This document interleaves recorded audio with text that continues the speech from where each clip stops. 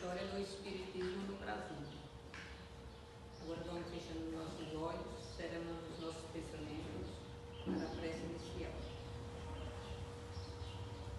Pedimos o amparo da equipe espiritual e trabalhadores da nossa casa e do irmão Abilino, nosso dirigente espiritual. Pedimos a tua presença, Senhor, nas nossas vidas e na vida das pessoas que amamos. Que cada passo dado por nós seja acompanhado por teu olhar. Senhor, livrai-nos dos perigos dos vícios e das maldades do mundo. Pai, nós te agradecemos em nome de Jesus, na certeza que vivemos esse dia e que possamos ter uma tarde iluminada. E assim seja. Que assim seja.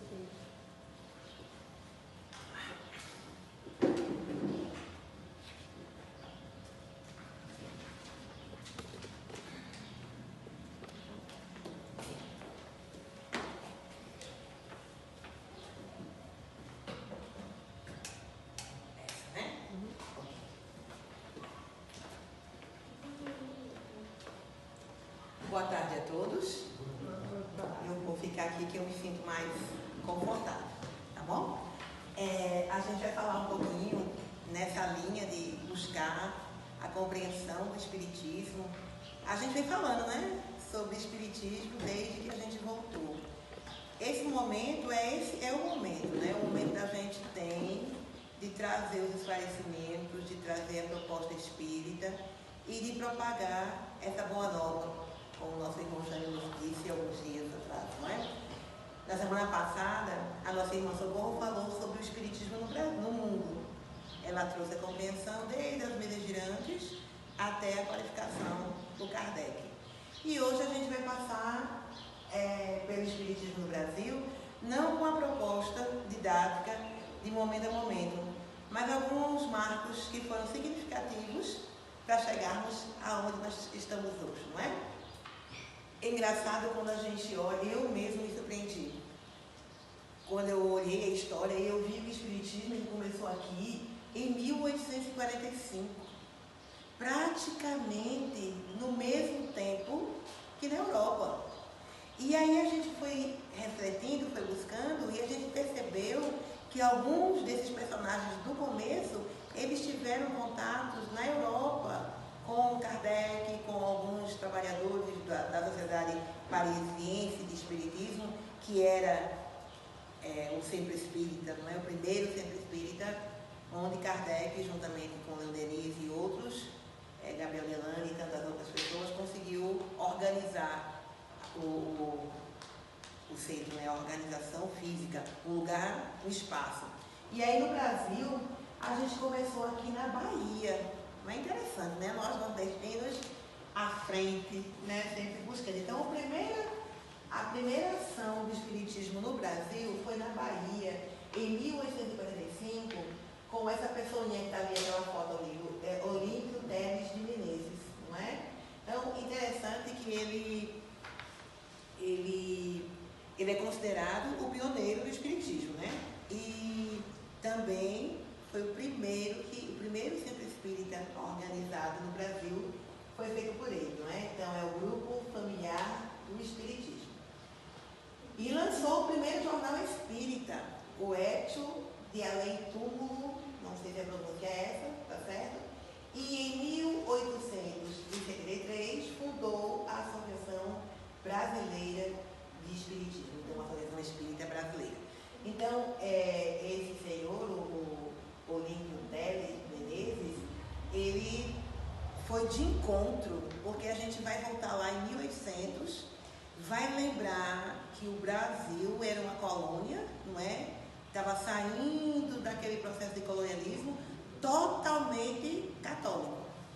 Mas ao mesmo tempo, se a gente for abrir, eu gosto muito de história, né? Então se a gente for abrir o leque, a gente vai perceber que outras denominações religiosas também se consolidaram em 1800 e pouquinho, 1800 e alguma coisa. Então foi um momento em que o poderio religioso da Igreja Católica não estava sendo questionado por todas as linhas, não é? Então a gente estava vendo aquela efervescência cultural na Europa, não é? O iluminismo e todos aqueles movimentos culturais que quebraram a hegemonia católica, que quebravam aquela percepção da Igreja Católica de ver o mundo daquela forma. Então, o Espiritismo, assim como outras denominações, também surgiu nesse momento de efervescência, não é? Então, a gente que gosta, né, de estudar um pouquinho essas coisas, olha lá e vê, realmente, foi uma época em que esses valores, lá atrás, estavam sendo questionados. E o interessante da gente estudar essa história e estudar essas raízes é porque a gente está vendo agora, a gente está vivendo um momento de grande incredulidade, como nós vivíamos naquele tempo.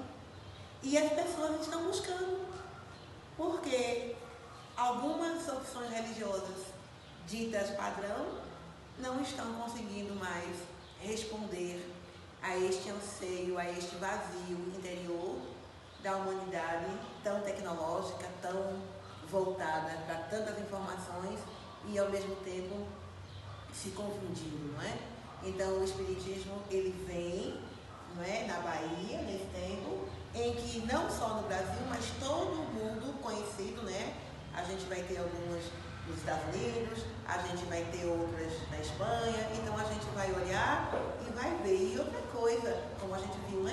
Esse movimento do surgimento do Espiritismo, ele não foi assim de uma vez, ele veio vindo, ele foi surgindo, não é? As manifestações aconteceram em vários países, em vários lugares, até que elas realmente puderem ser estudadas e organizadas com a codificação por Allan Kardec, tá bom? Então, outra coisa interessante é que o Tales de Menezes, ele era, assim, intransigente nos estudos espíritas. Por quê? Porque o Espiritismo, por mais que a gente fale em religião, a gente entende, através dos fundamentos, que é uma filosofia. É uma filosofia. E como filosofia, ela traz consequências morais. A filosofia, ela tem por orientação isso, não é? Você reflete, né? Fica filosofando, como as pessoas dizem, e a consequência do filosofar é refletir e mudar, ou não, a forma de ver a vida. Então, o Espiritismo, assim como a filosofia, ele traz essa percepção. E no Brasil, por conta do sincretismo, de novo a questão histórica, né? A gente estava ali, independência, república, abolição dos escravos, estava acontecendo muita coisa no Brasil. E religiosamente falando, nós tínhamos alguns povos que não eram portugueses, não eram espanhóis, não eram católicos, e que traziam as suas religiões, as suas raízes religiosas e que não eram aceitas. Então existia um sincretismo religioso, como ainda existe, né? O Brasil é um país assim que as religiões elas vão se misturando e você tem uma denominação e aí de repente você está com outra e vai indo. Tem alguns países que isso é proibido. Tem alguns países que você nasce, morre e se você disser que não tem aquela religião oficial do país, você é arriscado até ser morto por conta disso, né? O Brasil, graças a Deus, e a gente sabe por quê, né? Coração do mundo, pátria do Evangelho, não é mesmo? Então, o Brasil ele tem essa condição de nos dar essa oportunidade. Mas por conta do sincretismo religioso, em que as coisas todas eram vistas como religião, e porque algumas figuras que eram simpatizantes do Espiritismo eram católicas e tinham poder e tinham acesso, elas foram apresentando e digamos assim, mesclando conceitos católicos dentro do Espiritismo. E Tales de Menezes, ele era radical assim, né? Ele dizia, não, existe uma codificação, existe o Livro dos Espíritos, básico, né? Que é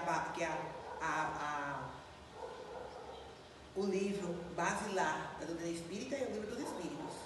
E a partir do Livro dos Espíritos saem os outros, não é? Cada capítulo,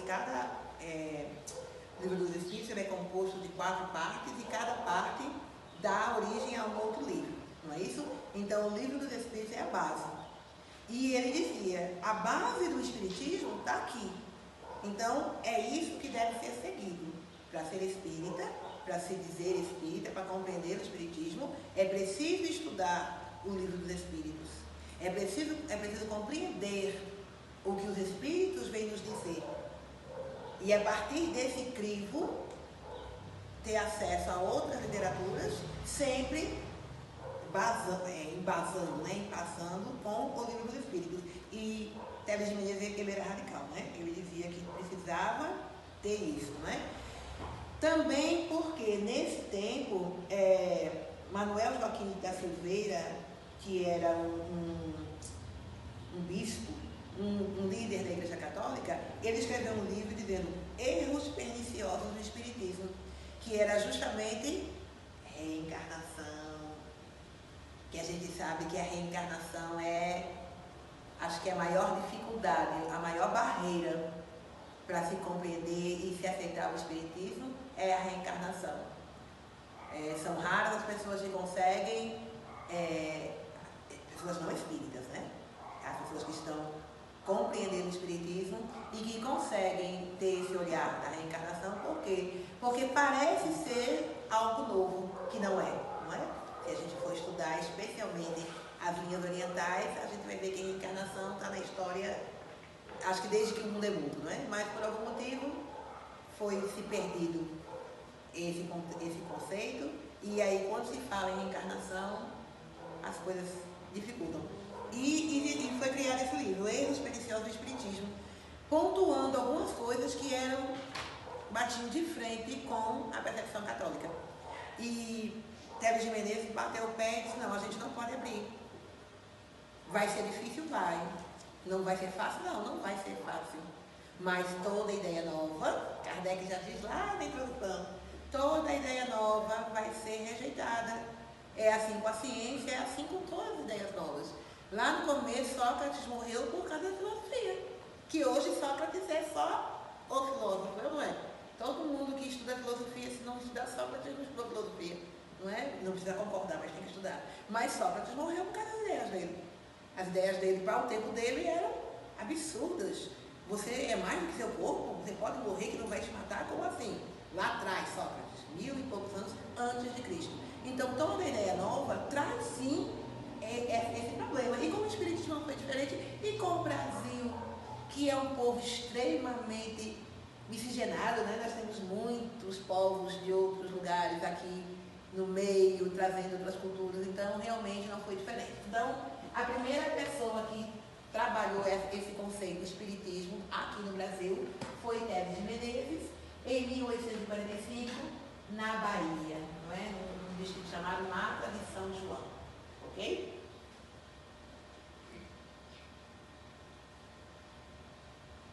Pronto. Quando ele cumpriu a missão dele, ele foi para o Rio de Janeiro, né? Então, Teles de Menezes saiu e foi para o Rio de Janeiro.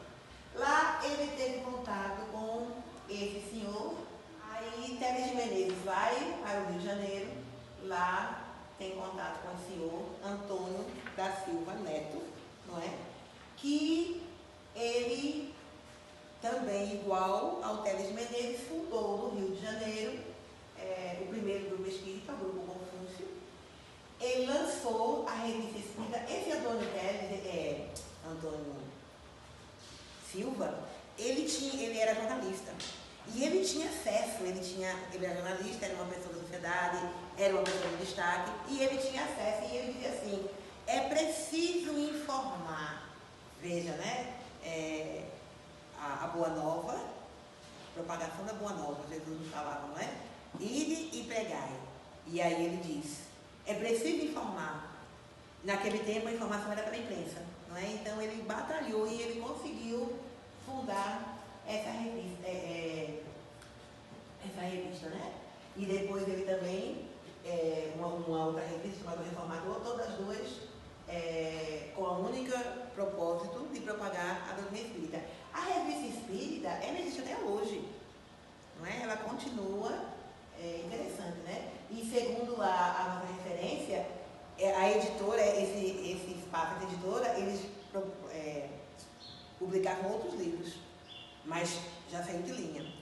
E a única revista que até hoje continua sendo propagada é essa revista espírita. Então veja só como é importante essa propagação, não é? Como a espiritualidade mesmo trabalha e dá condição para que as pessoas certas, que tenham a condição. Então veja só, em 1873, né?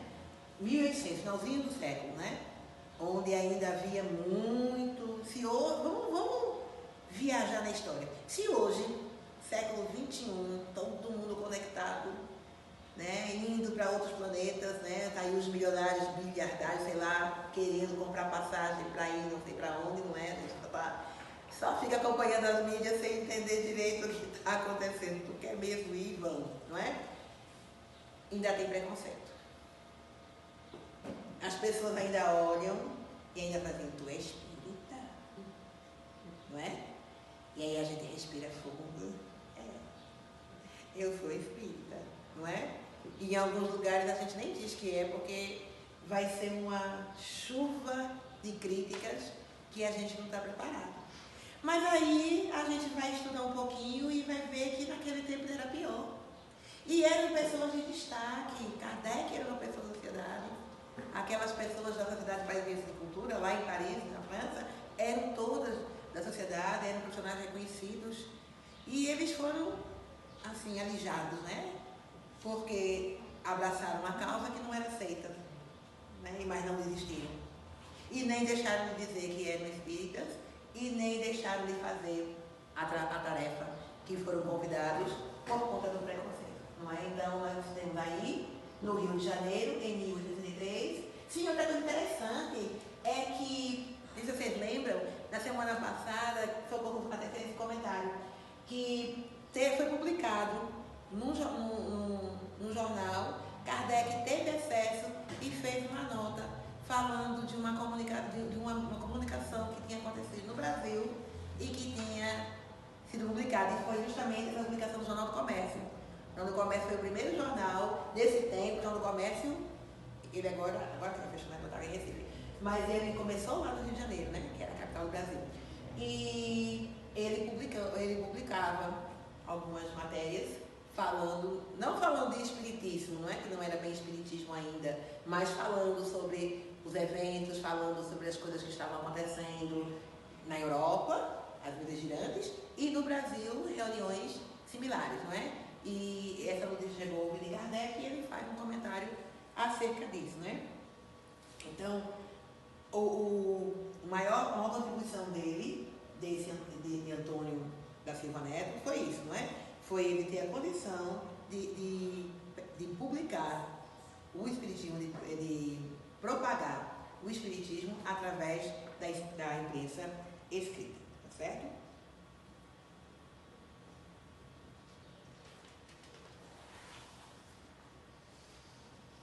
Aí a gente tem o Reformador, né? Que é o periódico mais antigo da imprensa espírita e é o único periódico que nunca teve a sua publicação interrompida. Então, até hoje, nós temos essa revista. Pode passar. Afonso Angelito Orteve. Quando a gente pesquisa, eu achei tão interessante, e até compartilhei isso com a Edivane. Pesquisando pela internet, que é a fonte que a gente tem, não é? Nós vimos que houve uma ruptura no espiritismo. Porque às vezes a gente está conversando e a gente conversa com pessoas de outros estados, às vezes a gente fica meio confuso. Será que a gente está falando das mesmas coisas? Por quê? Porque, voltando lá, né? Com a luta do Teles de Menezes, de não permitir aquela miscigenação da teologia católica no espiritismo. Mas mesmo com todo aquele esforço, houve para que houvesse uma organização. Eu lendo isso, eu me lembrei quando a gente estudou Paulo de Tarso, não é? E teve um momento, como foi complicado para Paulo de Tarso entender que ele veio como, ele era um dirigente, né? Ele era um judeu dirigente. Quando ele começou a trabalhar com os apóstolos, e ele via aquela dificuldade em se fazer as coisas.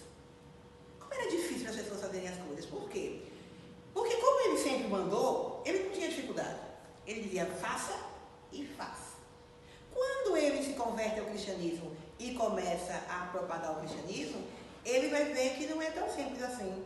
Primeiro que o cristianismo naquele tempo era perseguido, né? Então havia uma divisão entre os apóstolos. Por quê? Porque precisavam eles precisavam fazer a obra, especialmente a obra de caridade, eles precisavam de ajuda.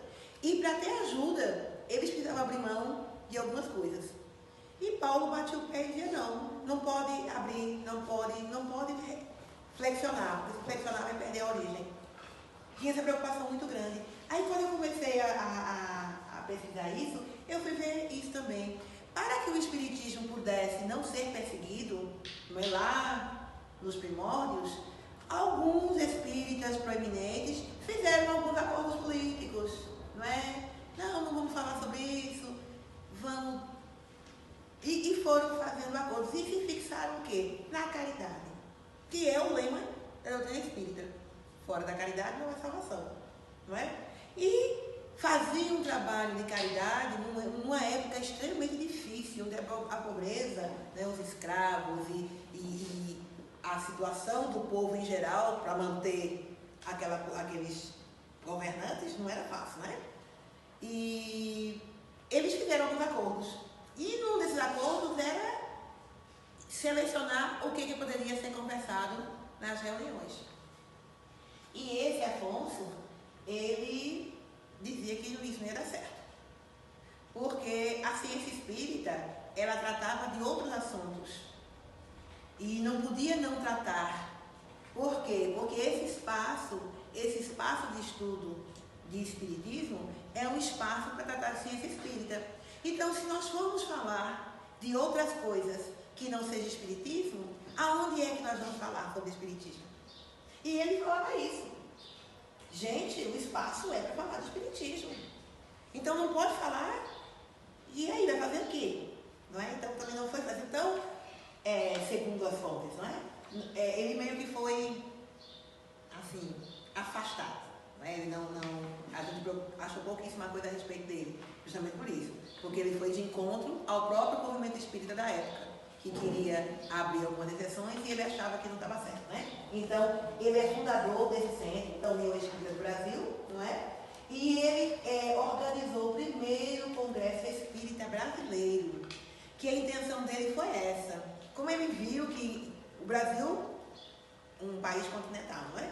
Então, em cada lugar se falava de espiritismo de uma forma. Aí, a proposta dele foi essa, organizar esse congresso, onde se falaria de espiritismo e onde se organizaria um estatuto, digamos assim, para que todo mundo, todos os espíritas brasileiros, tivessem uma mesma percepção, seguissem uma mesma linha de raciocínio, né? Então, falasse de espiritismo nos espaços espíritas, não é? E nesse interim, ele foi fundada a FEB, a Federação Brasileira de Espiritismo, e Bezerra de Menezes era o presidente. E ele teve um embate, né? Ele se indispôs grandemente com Bezerra de Menezes por conta disso, porque ele dizia que a FEB era uma estrutura política. Porque Bezerra de Menezes, ele era um político, não é? Ele teve muitos cargos políticos, até trabalhar exclusivamente pela doutrina, não é? E Afonso dizia que isso não ia dar certo. Trazer um político para a presidência da Federação Espírita ia transformar isso num espaço político, né? E aí ele teve um desentendimento grande, que a gente não vai aprofundar porque passou, não é? Mas fica aí a gente está trazendo informações, e aí alguns podem estar perguntando por quê? Porque a gente está num momento, talvez, isso é uma impressão particular minha, num momento político, social, econômico, muito similar a esse. Né? Nós estamos vivendo um momento de questionamento, um momento em que a gente está precisando escolher caminhos. E que a gente precisa escolher caminhos embasados naquilo que a gente acredita. Então, a nossa proposta de trazer essa história, de trazer esses relatos de forma muito simples, só passando por cima para, se os irmãos quiserem aprofundar, buscarem as suas próprias fontes, né? Porque isso é que o Espiritismo faz, não é? Desperta na gente a curiosidade para que a gente possa pesquisar. Porque o conhecimento ele é individual. E cada um vai construir o conhecimento dentro daquilo que já estiver pronto. E na minha compreensão hoje, nós estamos vivendo esse momento em que está tudo muito confuso, está tudo muito misturado. Nós espíritas temos o Livro dos Espíritos e temos o Evangelho segundo o Espiritismo como base moral para as nossas escolhas. Então, quando a gente vai fazer uma escolha, a gente ora e pede ao mestre orientação. E abre o Evangelho, não é assim, né? E lê a mensagem, que muitas vezes é clara. E aí a gente prefere não ver a clareza e fazer outras escolhas, não é? Então a gente está vendo que não é de hoje. Lá nos primórdios também acontecia, com pessoas bem mais estruturadas, não é? Que já tinham uma batalha grande, vencido, e também estavam ali buscando esse espaço de esclarecimento, buscando esse fundamento, essa compreensão real do Espiritismo.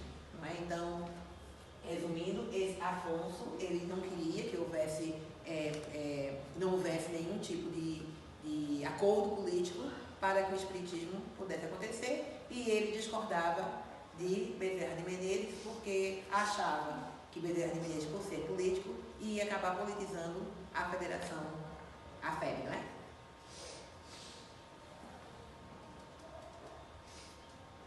Bezerra de Menezes. A gente não vai falar de Bezerra de Menezes, né, porque isso é uma palestra, né? Bezerra de Menezes dá uma palestra. E a nossa proposta, que é trazer o conhecimento espírita, é a partir das próximas e esmiuçando cada um desses personagens do Espiritismo. Então a gente vai trazer todos eles, todos que a gente encontrar, não só os que a gente está trazendo aqui na tarde de hoje, mas tantos outros, que são muitos, que a gente vai pesquisar e vai trazer a história deles, não é? Mas passando assim, Bezerra de Menezes, não é? Ele foi um defensor e um divulgador da doutrina espírita, né? E trabalhou muito por todos os movimentos contrários ao Espiritismo, especialmente a Igreja Católica, não é? Eu não sei se vocês assistiram o filme, tem um filme chamado Bezerra de Menezes, que é um filme maravilhoso, e tem uma hora em que ele está numa sessão, né? Está num estudo, e aí chegam alguns irmãos, e aí abre um momento para perguntas, né? E aí ele começa a falar da questão dos postulados espíritas, e Bezerra de Menezes traz uma mensagem maravilhosa quando ele diz, não é? Materialistas, não é? Falando especialmente dos embustes, das falsidades, porque o que a gente vê é uma incompreensão, não é? Mediunidade, que é o maior desafio do Espiritismo, além da reencarnação, são dois grandes desafios, né? A reencarnação e a mediunidade. A mediunidade, que é essa condição de compreender, de entender, de se comunicar com o mundo espiritual, ela não é propriedade do Espiritismo. Não é a mediunidade, ela não, nem todos os médiuns são espíritas, muito pelo contrário. O que tem de médiuns em outras denominações religiosas, o que tem médiuns ateus, o que tem de médiuns que nem sabem que são médiuns. Então a mediunidade, ela não é uma competência espírita, não é posse espírita. O Espiritismo não criou e nem é dono da mediunidade.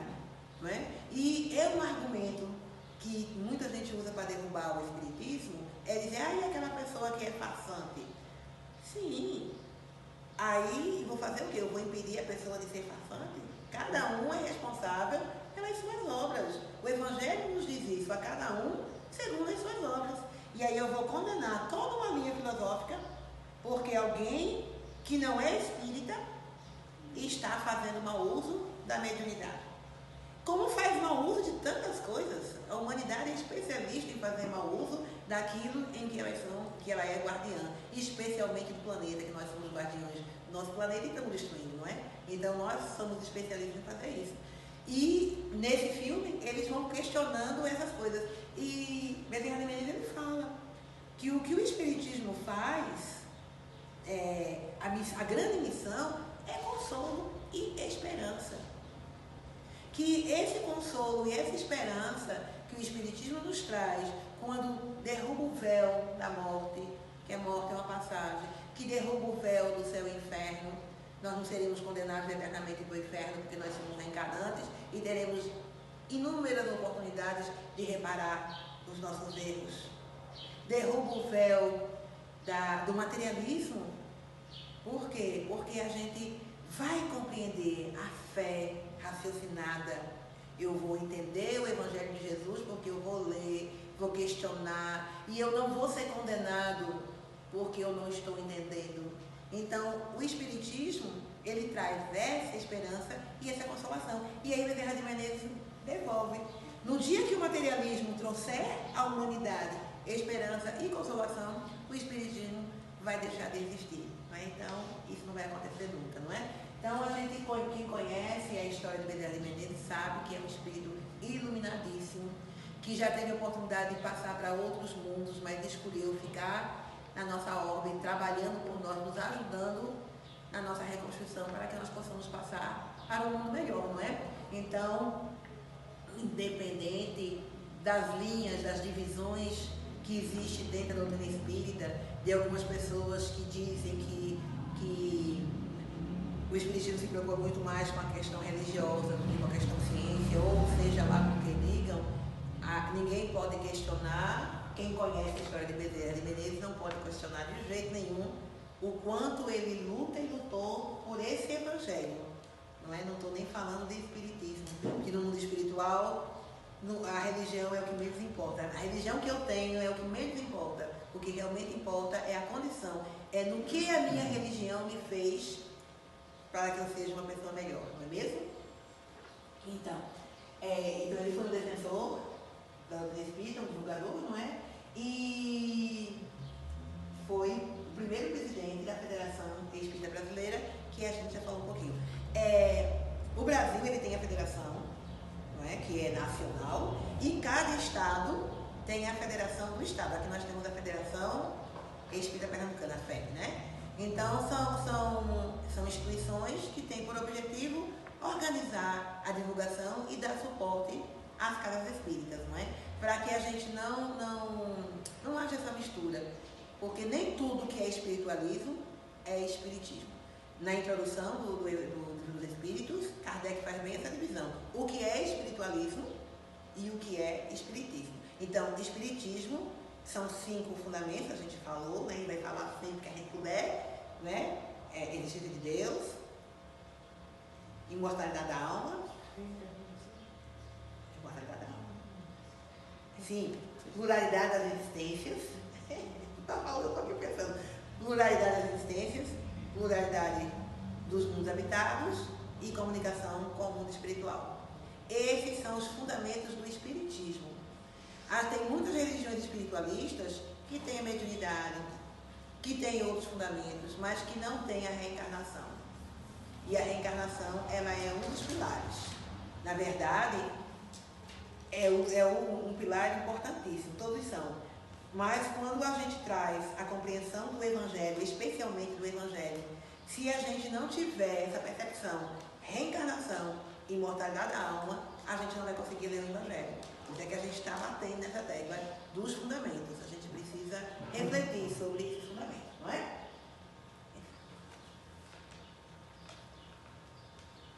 Aí, no final do século XIX, quando a gente termina o século XIX, a gente termina com um espiritismo partido, não é? Os espíritas da Rio de Janeiro estavam divididos em 2 facções. Alguns entendiam que o espiritismo era uma ciência e outros que era uma religião. E dividiram, que era o que Teles de Menezes falava lá atrás. O espiritismo, ele tem o tríplice aspecto: filosofia, ciência, religião. E espiritismo é ao mesmo tempo filosofia, é ao mesmo tempo ciência e é ao mesmo tempo religião. Porque se a gente ficar só com a ciência, o que a ciência faz? Nos torna o quê? Céticos e materialistas, não é? Só acredito naquilo que eu posso pegar. Eu posso pegar os espíritos, né? A não ser que eles sejam materializados, né? Então, se eu for só ciência, se espiritismo for só ciência, toda essa questão, especialmente do pilar comunicabilidade com os espíritos. Como é que a ciência física, a ciência material, prova a existência dos espíritos? Não prova. Não é? Precisou-se criar uma outra ciência, que é a ciência espírita, que tem os fundamentos, lá no livro dos médiuns está todo fundamentado, com experiências nos mostrando como é possível provar esse intercâmbio, provar essa presença espiritual. Sem falar nos médiuns, né? Que sentem o tempo todo essa presença espiritual, não é? Se a gente ficar só com a religião, a gente vira místico. A fé cega, não é? A religião faz isso. Ah, e por que não pode? Porque Deus não quer. É o milagre da fé, e por aí vai, né? Cada um. Então, só ciência, só religião. Então, é uma filosofia, a base é uma filosofia que tem uma vertente científica, que tem uma vertente religiosa. Por quê? Porque a filosofia que nos liga a Deus. Essa é a proposta do Espiritismo. Nos religar a Deus. Nos reconectar com as verdades divinas. Então, nem esses que eram só ciência estavam certos, nem aqueles que eram só religião estavam corretos. O verdadeiro espírita, além de estar o tempo todo se revendo e se questionando e se melhorando, é aquele que está ali atento, buscando estudar, buscando entender, buscando exercitar os fundamentos espíritas. Então, Kardec dizia, né? Amai-vos e instruí-vos. A gente precisa conhecer para poder praticar. Então, dizer que espiritismo é essa ciência, ainda hoje tem uma linha, né? Tem uma linha que diz que espiritismo é ciência, só ciência. E, inclusive, é uma linha que acaba, digamos assim, colocando em segundo plano obras maravilhosas que nos ensinam, que são verdadeiros estudos, que são as obras de André Luiz. Não é? A gente sabe que André Luiz, que vem pela psicografia de Chico Xavier, nos traz ensinamentos maravilhosos. E essa linha científica, ainda hoje, ela existe e ela meio que coloca de lado a obra de André Luiz, não é? E só religião a gente já viu, né? Se religião colocasse, só religião colocasse o planeta no eixo, nós estaríamos, não era no mundo de regeneração não, nós estaríamos no mundo feliz, não é? Porque desde que o planeta Terra tem habitante, que tem religião. E parece que a cada ciclo, mas só parece, viu? Que as coisas não estão piores, eu nem vou dizer isso. Tu pode passar, então. Aí a gente vai dar um salto para outra coisa que eu achei interessante. O espiritismo nas décadas de 50 e 60. Quem é que lembra de Zé Arigó? Eu acho que só, talvez Renato. Cuidado, Renato, seu filho. Eu não vou dizer que me lembro não, porque eu não vou entregar a minha idade não. Bem distante. Lembra, né? Era quem? Ele encarnava um espírito de um médico chamado, quem lembra? Doutor Fritz. Doutor Fritz. Cirurgia, tal. Exato. Então, na década de 50, na década de 60, houve dois movimentos grandes no campo da espiritualidade. Zé Arigó, não é? Que o nome dele era José Pedro de Freitas, que ele encarnava esse método, Dr. Fritz, e ele fazia cirurgias, não é? E ele foi processado por exercer a medicina de forma ilegal, né? Ele teve muito problema, não é? E depois, na década de 80, apareceu outro, não foi? Edson Queiroz, se eu não me engano, que também... Não era isso? Que também encarnava Dr. Fritz, não é?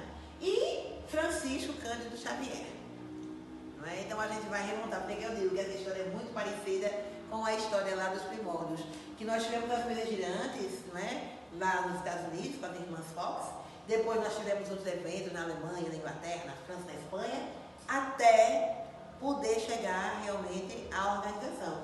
E aqui, na década de 50, na década de 60, esse Zé Arigó, ele foi assim, as pessoas procuravam ele, era uma coisa assim absurda, porque ele fazia cirurgia no dia e ele curava, né? E ele curou muita gente. Ele curou muita gente famosa, não é? E Chico Xavier, lá em Uberaba, com aquele jeitinho dele, né? Bem calmo, bem simples, totalmente diferente, sem propaganda, acabou tendo Porque quando acontece essas coisas, alguém vai falando, e daqui a pouco o negócio fica muito maior do que era a intenção. Mas não era a intenção dele, nunca foi, de Chico aparecer. A intenção dele era fazer o que ele tinha que fazer, tá certo? A gente também não vai se aprofundar, porque é só para a gente lembrar que esses movimentos acontecem, e sim, vai trazer essa lembrança. Que Zé Arigó, ele tinha mediunidade, ele curava, mas ele não era espírita. E ele mesmo dizia, ele era católico. Que é para a gente fortalecer a questão de que a mediunidade não é posse da doutrina espírita, né? Nem a cura mediúnica. Né? Aquele irmão que tem essa capacidade vai fazer, independente de ser ou de não ser espírita. Foi só essa a intenção de trazer essa informação. E Chico Xavier, que é o nosso expoente, né? A gente sabe que nesses últimos anos, né, da propagação lá de Chico Xavier para hoje, quando a gente pensa em espiritismo, a gente conecta a Chico Xavier, não é? Não tem como pensar em espiritismo e não trazer Chico Xavier junto, que é uma figura assim emblemática dentro da doutrina espírita, que inclusive teve um movimento para que ele ganhasse o prêmio do Nobel da Paz, né? Houve um movimento muito grande para que ele ganhasse pelo trabalho maravilhoso que ele fez, assim, de acalmar o sofrimento, né? Tanto o sofrimento como ele acalmou com a mediunidade, né? Com as cartas e com todo aquele trabalho mediúnico que ele fazia lá em Minas, né?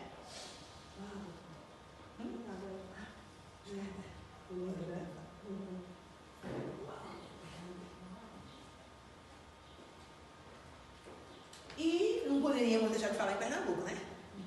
Esse senhor, Damocles Almeida da Silva, não morreu ainda, viu? Ele está vivinho e ele foi o primeiro, assim, nos registros, o primeiro pernambucano que se comprometeu a organizar, lá tem um botão, ele nasceu em Ribeirão, em Pernambuco, em 1949, e ele é editor desse boletim, Lâmpada Espírita, não é?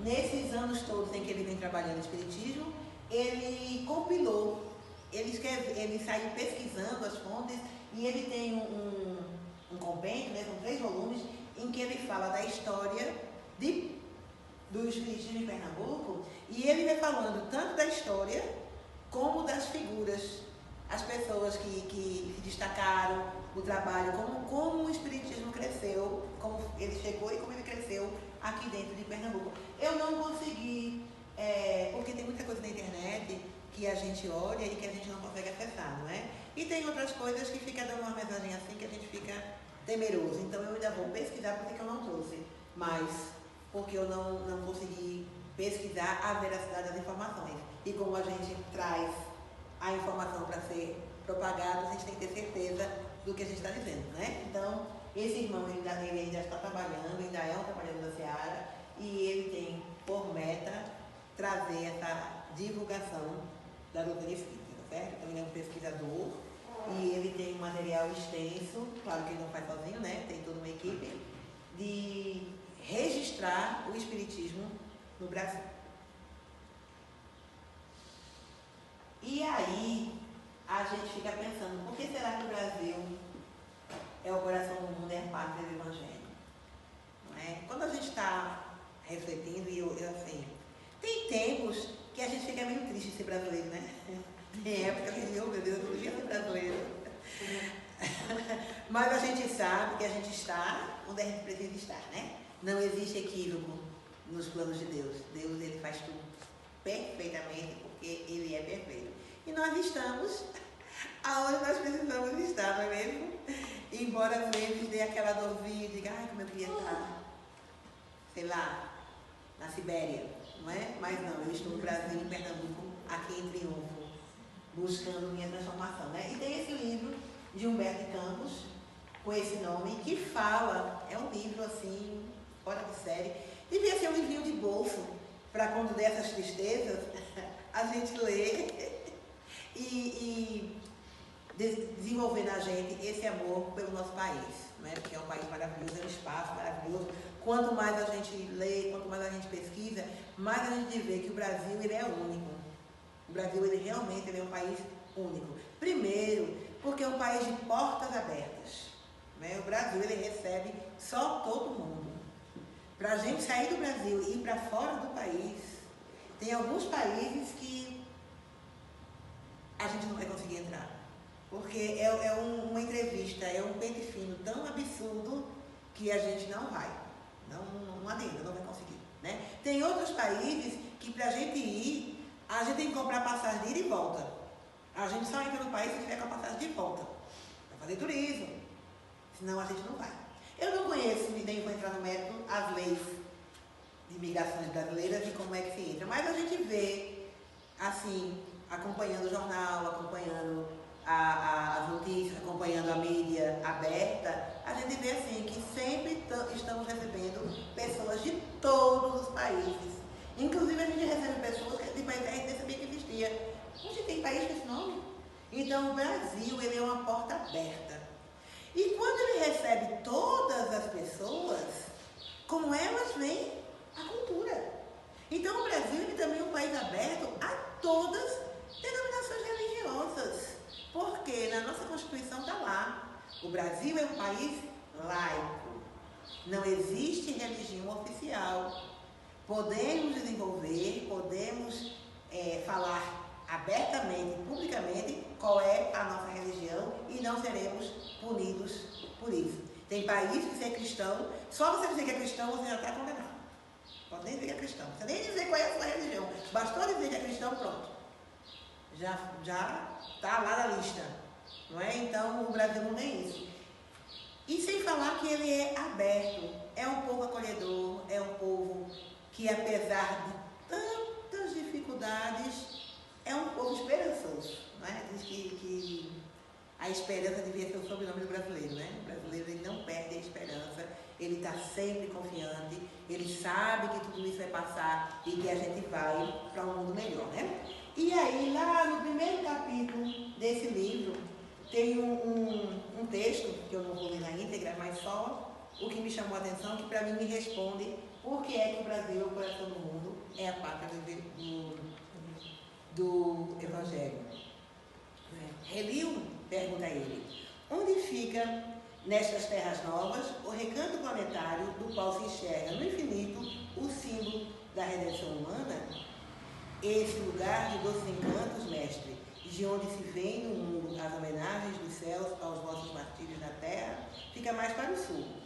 E quando, no seio da paisagem repleta de aromas e de melodias, contemplavam as almas santificadas dos orbes felizes na presença do Cordeiro, as maravilhas daquela terra nova, que seria mais tarde o Brasil, desenhou-se no firmamento, formado de estrelas rutilantes no jardim das constelações de Deus, o mais imponente de todos os símbolos.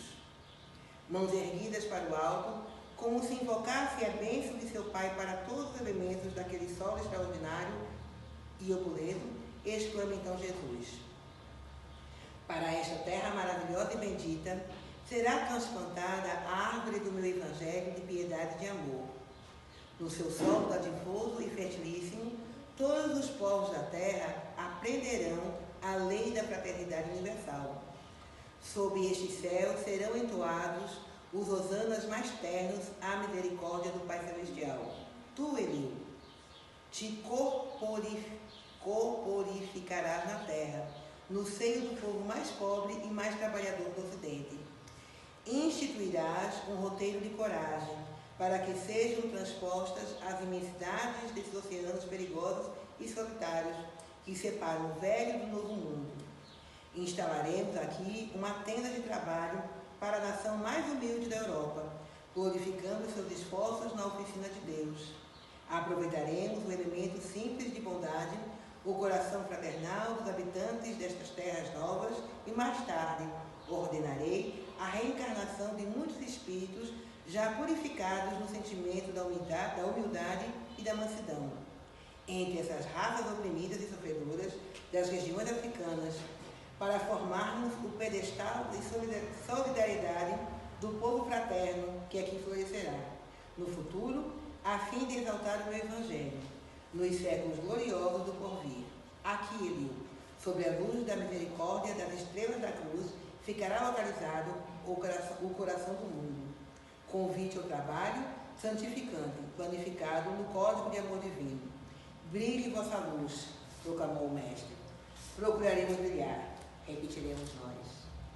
Então, esse livro ele fala sobre isso, sobre trazer, naquele tempo, lá na organização do planeta, do Brasil, aqueles povos oprimidos da Europa, aqueles povos que não encontraram espaço na Europa e vieram para cá, para ajudar na construção, misturando com aquele povo africano que também veio oprimido.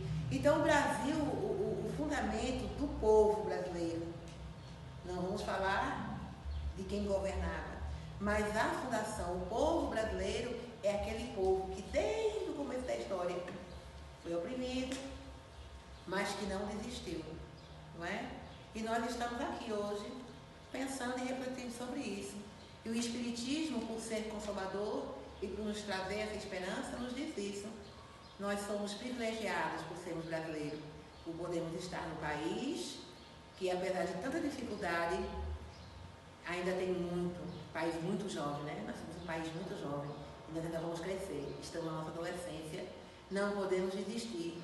E, especialmente, nós espíritas, eu vou abrir o leque, nós cristãos, seguidores de Cristo, que estamos com a proposta de vivenciar o Evangelho de Jesus, que possamos, nesse momento, colocar de lado as nossas percepções materiais deste ou daquele grupo, como naquele tempo, cientistas ou místicos, e que possamos nos ver como um único povo, o povo brasileiro, que precisa verdadeiramente se dar as mãos para suportar, para se dar suporte e seguir adiante. Não é? O Espiritismo, eu não tenho dúvida, é uma porta de esperança, porque nos traz uma verdade consolidada na fé raciocinada, que a gente possa refletir, pensar, raciocinar, se esclarecer e seguir adiante, com a proposta de sermos a cada dia melhores do que fomos antes. Muita paz a todos.